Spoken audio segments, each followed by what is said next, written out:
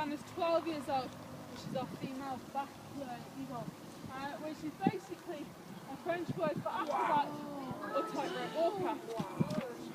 Oh, that's giddy, that's impressive. If you look towards her wingspan is actually out of proportion to the size of the rest of her. And that's basically where her name or nickname came from, the fact that she has a slight wobble as she flies.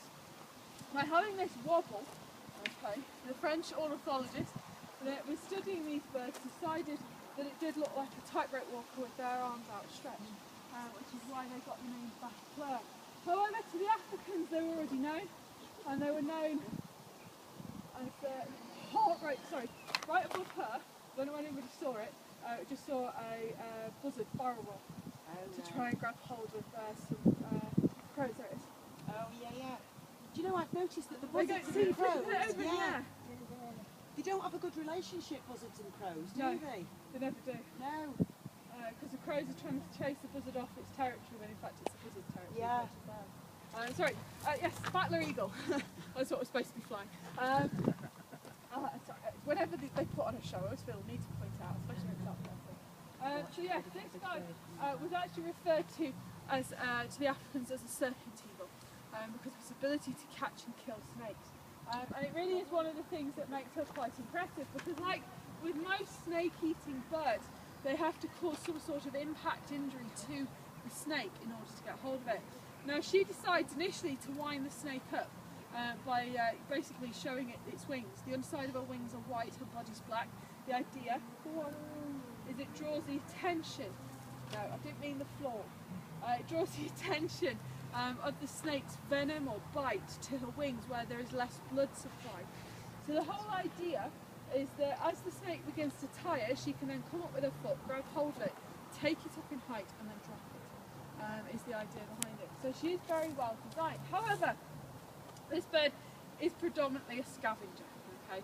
It's only from the fact that it spends a lot of time on the floor walking around that it is likely to come across things like snakes. That's why she has to have a way of dealing with it.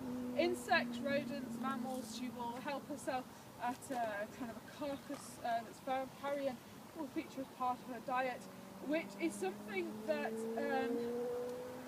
people in Africa and scientists and ornithologists in Africa are now starting to worry about ever so slightly. Just as a matter of interest, is everybody aware of what's going on in regards to poaching out in Africa at the minute?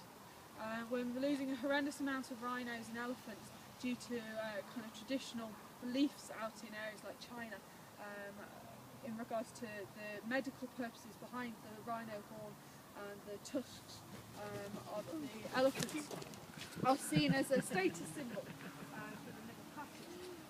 So they're actually worth on the black market, they're worth huge amounts of money. And the way the poachers are going about dealing with it is to basically shoot the animal or poison it. And if they're in the process, good job, of poisoning it, or it's died and they've kind of taken out the tusks and the horn, scavenging birds will start collecting overhead very, very quickly. So the vultures will generally arrive first, which will pull in the rest of the scavengers, like the Bachelor eagles, the marabou storks, the tawny eagles, will all congregate around this, helping themselves. It is their job and their purpose out there. Unfortunately, it is also something that the kind of wildlife police out in Africa use to help identify a recent kill. So we'll head to that area very, very quickly. And unfortunately, because of that, the poachers have now started using a poison that will kill the birds of prey. In one case recently, 600 vultures were actually killed by the poison that they put out, because we're talking not just 10 or 20, we're talking hundreds of scavenging birds collecting around this carcass. So it is a bit of a concern in regards to the Bachelor eagle. These guys don't reach maturity until they're 5 years old, and unfortunately when they breed they produce a chick maybe every other year at best. So it is an issue, and it is something you need to keep aware of, not just because of what's going on to the potential loss of rhinos and elephants, but because of what the knock-on effect is having in regards to birds of prey.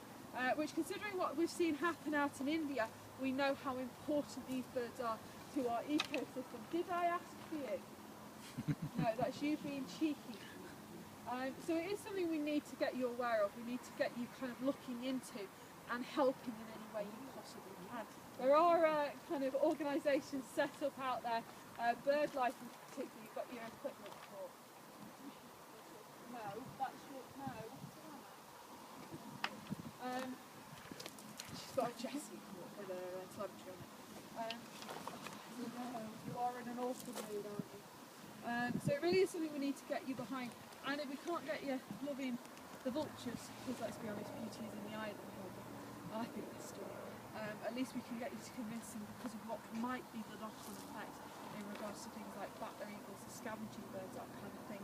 However, she is the final bird in the display. She's done a lot more work than she did at 1 o'clock. She did 2 flights and then ran around the floor for 20 minutes. I hope you've enjoyed it, maybe learnt a little bit along the way. If you have got any questions, then I'll stick around with her for a little bit at the end. If you want to place a closer picture, please come on and feel free. Otherwise, enjoy the rest of your summer. Thank you. See you.